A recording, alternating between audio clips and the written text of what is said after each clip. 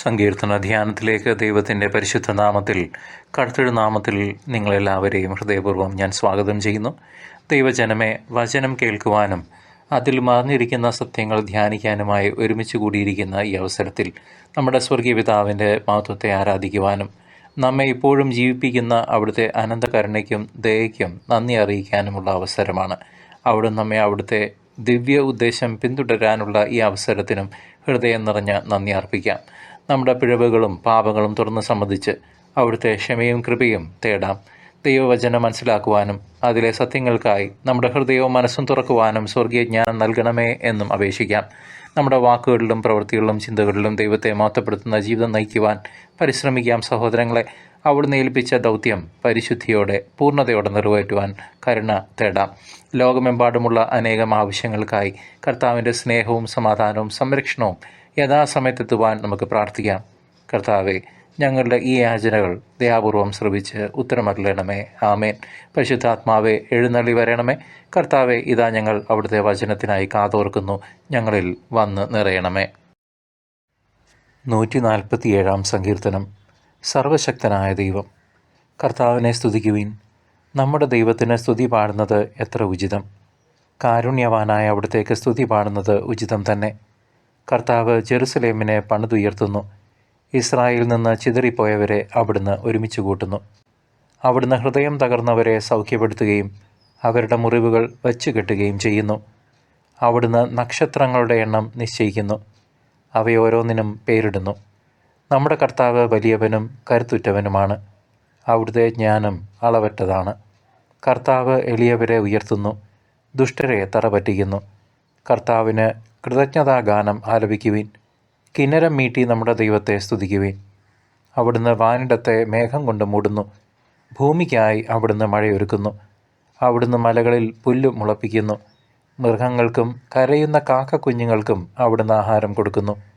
പടക്കുതിരയുടെ ബലത്തിൽ അവിടുന്ന് സന്തോഷിക്കുന്നില്ല. ഓട്ടക്കാരൻ്റെ ശീഘ്രതയിൽ അവിടുന്ന് പ്രസാദിക്കുന്നില്ല. തന്നെ ഭയപ്പെടുകയും തൻ്റെ കാരുണ്യത്തിൽ പ്രത്യാശ വയ്ക്കുകയും ചെയ്യുന്നവരിലാണ് കർത്താവ് പ്രസാദിക്കുന്നത്. ജെറുസലേമേ, കർത്താവിനെ സ്തുതിക്കുക. സിയോനെ, നിന്റെ ദൈവത്തെ പുകഴ്ത്തുക. നിന്റെ കവാടങ്ങളുടെ ഓടാമ്പലുകൾ അവിടുന്ന് ബലപ്പെടുത്തുന്നു. നിന്റെ കോട്ടയ്ക്കുള്ളിലുള്ള മക്കളെ അവിടുന്ന് അനുഗ്രഹിക്കുന്നു. അവിടുന്ന് നിന്റെ അതിർത്തികളിൽ സമാധാനം സ്ഥാപിക്കുന്നു. അവിടുന്ന് വിശിഷ്ടമായ ഗോതമ്പ് കൊണ്ട് നിന്നെ തൃപ്തയാക്കുന്നു. അവിടുന്ന് ഭൂമിയിലേക്ക് കൽപ്പന അയക്കുന്നു. അവിടുത്തെ വചനം പാഞ്ഞു വരുന്നു. അവിടുന്ന് ആട്ടിൻ രോമം പോലെ മഞ്ഞ് പെയ്യിക്കുന്നു. ചാരം പോലെ ഹിമധൂളി വിതറുന്നു. അവിടുന്ന് അപ്പകഷ്ണം പോലെ ആലിപ്പഴം പൊഴിക്കുന്നു. അവിടുന്ന് അയക്കുന്ന തണുപ്പ് ആർക്ക് സഹിക്കാനാവും? അവിടുന്ന് കൽപ്പന അയച്ച് അതിനെ ഉരുക്കി കളയുന്നു. അവിടുന്ന് കാറ്റിനെ അയക്കുമ്പോൾ ജലം ഒഴുകിപ്പോകുന്നു. അവിടുന്ന് യാക്കോബിന് തൻ്റെ കൽപ്പനയും ഇസ്രായേലിന് തൻ്റെ ചട്ടങ്ങളും പ്രമാണങ്ങളും വെളിപ്പെടുത്തുന്നു. മറ്റൊരു ജനതയ്ക്ക് വേണ്ടിയും അവിടുന്ന് ഇങ്ങനെ ചെയ്തിട്ടില്ല. അവിടുത്തെ പ്രമാണങ്ങൾ അവർക്ക് അജ്ഞാതമാണ്. കർത്താവിനെ സ്തുതിക്കുവിൻ.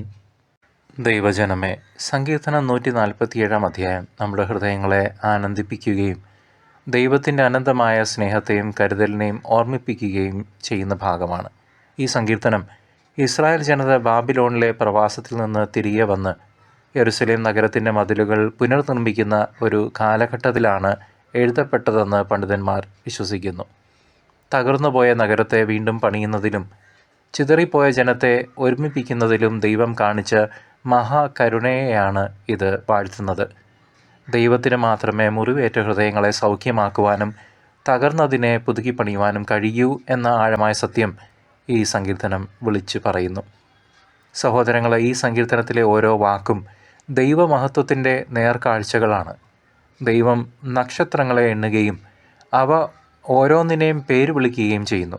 ഇത് അവിടുത്തെ സർവശക്തിയെയും അതേസമയം തൻ്റെ സൃഷ്ടികളോടുള്ള അവിടുത്തെ വ്യക്തിപരമായ പേഴ്സണലൈസ്ഡ് റിലേഷൻഷിപ്പ് ബന്ധത്തെയും സൂചിപ്പിക്കുന്നു.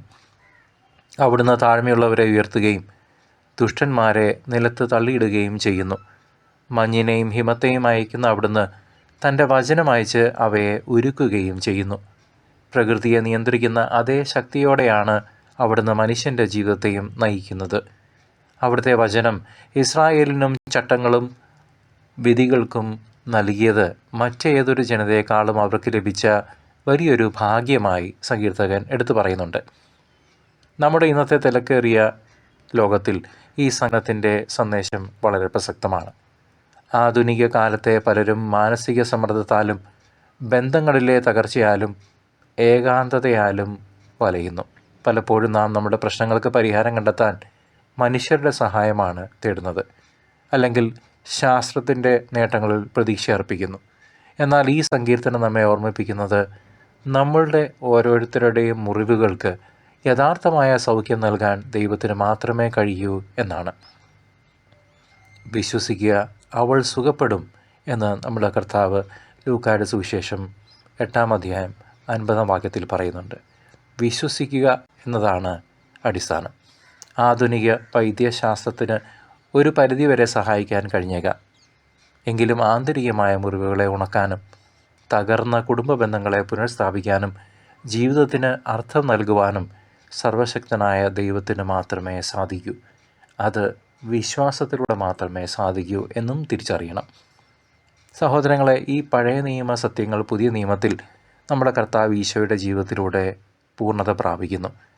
ഈശോ തൻ്റെ പരസ്യ ജീവിതകാലത്ത് തകർന്ന ഹൃദയമുള്ളവരോടും പാപികളോടും രോഗികളോടും സമൂഹത്തിൽ നിന്ന് പുറന്തട്ടപ്പെട്ടവരോടും, അതായത് പാർശ്വവൽക്കരിക്കപ്പെട്ടവരോടും വളരെ അലിവോടെ സഹിഷ്ണുതയോടെയാണ് പെരുമാറിയത്.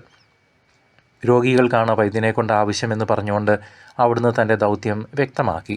അവിടുന്ന് കുരുടർക്ക് കാഴ്ച നൽകി, മുടന്തരെ നടത്തി, മരിച്ചവരെ ഉയർപ്പിച്ചു. അവിടുത്തെ വചനം കേട്ടവർക്ക് സൗഖ്യവും പാപമോചനവും ലഭിച്ചു. സങ്കീർത്തനത്തിലെ ദൈവം തന്നെയാണ് ഈശോയിലൂടെ നമ്മുടെ ഇടയിൽ വസിച്ചത് അന്നും ഇന്നും. എൻ്റെ സമാധാനം ഞാൻ നിങ്ങൾക്ക് തരുന്നു എന്ന് പറഞ്ഞ അവിടുന്ന് ഈ ലോകത്തിന് നൽകാൻ കഴിയാത്ത യഥാർത്ഥ സമാധാനത്തിൻ്റെ ഉറവിടമാണ്. ഈശോയുടെ ഒന്നാം വരവിലൂടെ അവിടുന്ന് സ്നേഹത്തിൻ്റെയും കരുണയുടെയും സുവിശേഷം നമ്മെ പഠിപ്പിച്ചു. എന്നാൽ ഈ സങ്കീർത്തനം നൽകുന്ന പ്രത്യാശ അവിടുത്തെ മഹത്വപൂർണമായ രണ്ടാം വരവിനുള്ള ഒരുക്കമായി നാം കാണണം. അവിടുന്ന് വീണ്ടും വരുമ്പോൾ ഈ ലോകത്തിലെ സകല അനീതികൾക്കും അറുതി വരുത്തുകയും തിന്മയെ പൂർണ്ണമായും നശിപ്പിക്കുകയും ചെയ്യും. ഒരു സംശയവും വേണ്ട. തൻ്റെ മക്കളെ അവിടുന്ന് തന്നിലേക്ക് ചേർക്കുകയും പുതിയൊരു ആകാശവും പുതിയ ഭൂമിയും വാഗ്ദാനം ചെയ്യുകയും ചെയ്യുന്നു. അതിനാൽ നാം ജാഗരൂകരായിരിക്കണം. വിശുദ്ധിയിൽ നാം ജീവിക്കണം. നമ്മുടെ ഹൃദയങ്ങളെ വിശുദ്ധിയോടെ കാത്തു സൂക്ഷിക്കുകയും അവിടുത്തെ പ്രമാണങ്ങളനുസരിച്ച് ജീവിക്കുകയും ചെയ്തുകൊണ്ട് കർത്താവിൻ്റെ വരവിനായി നാം ഒരുങ്ങിയിരിക്കണം. മത്തായി 5:48 പറയുന്നത് പോലെ നാം പിതാവായ ദൈവത്തിൻ്റെ മിനിമം റിക്വയർമെൻ്റായിട്ടുള്ള 100% വിശുദ്ധിയിൽ ചരിക്കേണ്ടിയിരിക്കുന്നു. അത് ബുദ്ധിമുട്ടാണ്. എങ്കിൽ നാം കർത്താവിൻ്റെ കുരിശിലേക്ക് നോക്കിയിട്ട് കർത്താവ് എന്നെ സഹായിക്കണമേ എന്ന് പറഞ്ഞാൽ മാത്രം മതി. ആ ബുദ്ധിമുട്ട് നമ്മുടെ മനസ്സിൽ നിന്ന് മാറി പതുക്കെ പതുക്കെ വിശുദ്ധിയുടെ പാതയിലേക്ക് നാം അറിയാണ്ട് ഉള്ള യാത്ര ആരംഭിക്കും. പരിശുദ്ധാത്മാവിൽ നിറഞ്ഞ് ഒരു സംശയം വേണ്ട. ആ യാത്രയിലാണ് ഇന്ന് ഞാനും നിങ്ങളും. ഈശോയുടെ രണ്ടാം വരവിനായി കാത്തിരിക്കുമ്പോൾ നാം ഈ ലോകത്തിൻ്റെ പ്രലോഭനങ്ങളിൽ വീഴാതെ സൂക്ഷിക്കണം. ദൈവം നമ്മുടെ ജീവിതത്തിൽ ഇടപെടാൻ ശക്തനാണെന്ന പൂർണ്ണ ബോധ്യത്തോടെ മുന്നോട്ട് പോകണം. അവിടുന്ന് നമ്മെ ഒരിക്കലും കൈവിടില്ല. തൻ്റെ അനന്തമായ കരുണയാൽ അവിടുന്ന് നമ്മെ എപ്പോഴും താങ്ങുകയും സംരക്ഷിക്കുകയും ചെയ്യുന്നു. നമ്മുടെ ജീവിതത്തിലെ ഓരോ നിമിഷവും അവിടുത്തെ സ്തുതിച്ചുകൊണ്ടും ആരാധിച്ചുകൊണ്ടും നമുക്ക് മുന്നേറാം. ഓർക്കുക, കർത്താവിനെ സ്തുതിക്കുവിൻ, അവിടുന്ന് നല്ലവനാണ്. നമ്മുടെ ദൈവത്തിന് സ്തുതി പാടുന്നത് മനോഹരവും ഉചിതവുമാണ്. ഈ വാക്യങ്ങൾ ഹൃദയത്തിൽ ഏറ്റുവാങ്ങി ദൈവത്തിൻ്റെ സ്നേഹത്തിൽ ആഴമായി വേരൂന്നി നമുക്ക് മുന്നേറാം.